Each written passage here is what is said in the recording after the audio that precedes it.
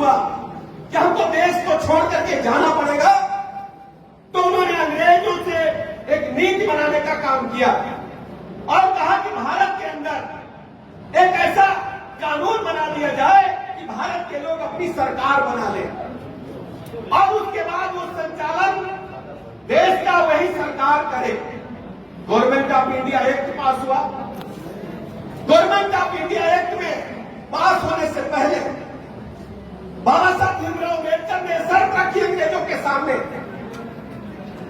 कि हमारे भाइयों को, जो दलित समाज से है, जो पिछड़े समाज से है, इनको भी हमें वोट देने का अधिकार देना पड़ेगा। बाबा साहब की शर्त के मुताबिक बहुत लंबी बात नहीं रखूंगा, गवर्नमेंट ऑफ इंडिया एक्ट पास होने के समय से हमको वोट देने का अधिकार इस देश के अंदर मिला। यानी बाबा साहब की देन है। जो लोकतंत्र के महापौर पर सब लोग आपके घर पर वोट मांगने के लिए आ रहे हैं। बाबा साहब भीमराव अम्बेडकर ने वंचितों को, पिछड़ों को, दबाए गए, कुचले गए, पछाड़े गए लोगों को बोलने की आवाज देकर उनको राष्ट्रीय मंच प्रदान करने का काम किया। बाबा साहब भीमराव अम्बेडकर ने संविधान में लिखा कि हम कुछ भी बोल सकते हैं, कानून के मुताबिक कहीं रह सकते हैं, कहीं जा सकते हैं। एससी एसटी समाज को आरक्षण का भी लाभ देने का काम बाबा साहब भीमराव अम्बेडकर ने किया। अब मैं समाजवादी पार्टी के बारे में आपसे चर्चा करना चाहता हूं और भारतीय जनता पार्टी दोनों यहां चुनाव मैदान में है। समाजवादी पार्टी प्रारंभ से बाबा साहब भीमराव अम्बेडकर के निशानों को मिटाने में लगी थी। आप सबको पता है, इस प्रदेश के अंदर जब समाजवादी पार्टी की सरकार बनी तो बाबा साहब भीमराव अम्बेडकर के नाम पर, माननीय काशीराम जी के नाम पर जो बड़े बड़े स्थल बने थे, हमने अपनी आंखों से देखा है।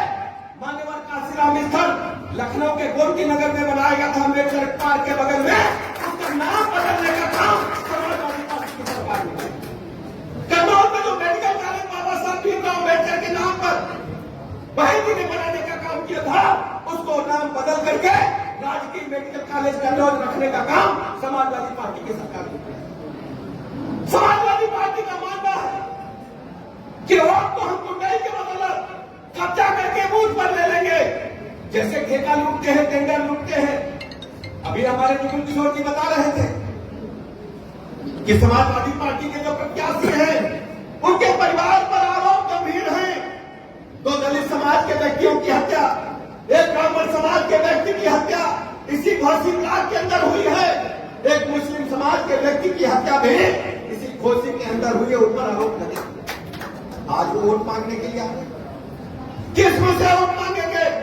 इसलिए मेरे भाइयों बहनों, आपसे मैं कहने के लिए आया हूं, हम सभी इकट्ठा होकर के बाबा साहब ने जो हमें ताकत दी, वोट की ताकत दी है कि हम बैलेट मशीन में कमल का बटन दबा करके इन लोगों को, गुंडों को मुंहतोड़ जवाब दे सकते हैं। इनको मुंह छिपाने के लिए तरह तरह के हथकंडे बना करके लोग आते हैं। अभी बता रहे थे बाबा साहब ने यह भी कहा था कि हमको अपनी वोट की रक्षा अपनी बहू बेटी की तरह करनी है, तो हमारी जिम्मेदारी है समाजवादी पार्टी के राजग को आपके गांव में, आपके मोहल्ले में वोट मांगने के लिए आए तो उनको साफ कह दीजिएगा कि बाबा साहब के निशानी को मिटाने का काम तुम्हारे लोगों ने किया था, दूसरे लोगों ने नहीं किया था। इसलिए तुम्हारे को वोट, बाबा साहब के समर्थकों का वोट तुम्हें नहीं मिलेगा। ये वोट उस व्यक्ति को जाएगा जो बहुजन का है, जो हमारे कमल पर लड़ रहा है, भारतीय जनता पार्टी के प्रत्याशी। माननीय प्रधानमंत्री नरेंद्र मोदी जी ने क्या किया? जब इस देश के अंदर 2014 के बाद से माननीय मोदी जी के नेतृत्व में सरकार बनी, तो सबसे पहले जानते क्या होगा? माननीय मोदी जी की सरकार में मंत्रिपरिषद में सर्वाधिक एससी समाज के भाइयों की 10% से अधिक भागीदारी उनके मंत्रिपरिषद में है। पहले नहीं था। 10% से अधिक हमारे एससी समाज के भाई बहन माननीय प्रधानमंत्री जी के मंत्रिमंडल में है। और मोदी जी ने 26 नवंबर 2015 को बाबा साहब की 125वीं जयंती के अवसर पर यह घोषणा किया था कि आज से हम 26 नवंबर को संविधान दिवस के रूप में मनाने का काम करेंगे। ये माननीय प्रधानमंत्री नरेंद्र मोदी दिल्ली के अलीपुर रोड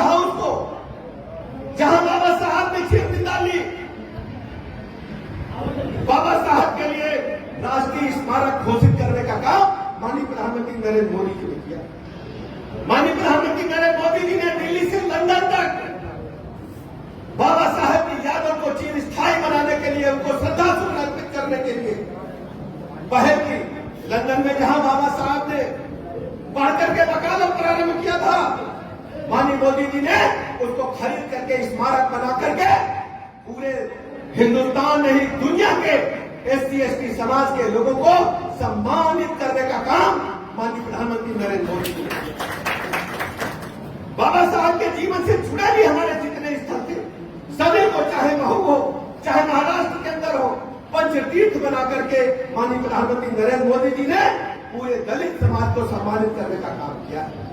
हम सब जानते हैं समाजवादी पार्टी जब जब पावर में रही है, इनको सिर्फ वोटों की चिंता रही है, दलित समाज के लिए हित की कभी उन्होंने बात नहीं की। और जब जब समय मिला है, इन्होंने हमेशा महापुरुषों का अपमान करने का काम किया है। बाबा साहब भीमराव अम्बेडकर कहते थे कि हम सबको इकट्ठा होकर के वोट की ताकत से सत्ता की चाबी अपने हाथ में लेनी पड़ेगी। और यह समय आ गया है जब घोसी के अंदर चुनाव हो रहा है, भारतीय जनता पार्टी आपके बीच में आकर के हाथ जोड़ करके निवेदन करती है कि SC/ST समाज का एक वोट भारतीय जनता पार्टी के कमल वाले खाने में डाल करके और